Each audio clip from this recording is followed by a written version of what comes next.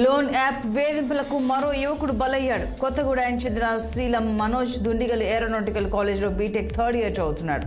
శీలం మనోజ్ ఆత్మహత్యకు పాల్పడ్డాడు. Loan app ద్వారా మనోజ్ లోన్ తీసుకున్నాడు. ఈఎంఐ చెల్లించకపోవడంతో ఏజెంట్లు బెదిరింపులకు దిగారు. బంధువులు, పేరెంట్స్, స్నేహితులకు ఏజెంట్లు ఫోన్ చేశారు. పరువు పోయిందని తీవ్ర మనస్తాపానికి గురైన మనోజ్ ఆత్మహత్య చేసుకున్నాడు. పోస్ట్ మార్టం నిమిత్తం మృతదేహాన్ని ఉస్మానియా హాస్పిటల్ తరలించారు.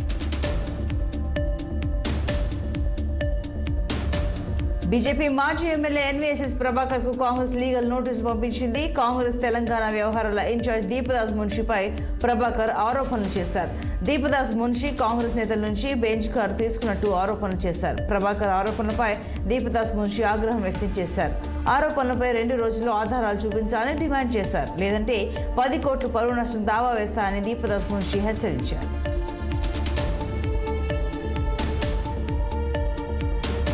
తిరుపతి జిల్లా రేణిగుంటలోని ప్రభుత్వ భూముల్లోని గుడిసెలను రెవెన్యూ అధికారులు తొలగించారు. ఇప్పటి ప్రభుత్వం ఇంటి స్థలాల కోసం పట్టా మంజూరు చేసినా ఎక్కడ ఆ స్థలాలను చూపించకపోవడంతో ఎర్రగుట్ట కొండపై వారు స్థావరాలను ఏర్పాటు చేసుకున్నారు.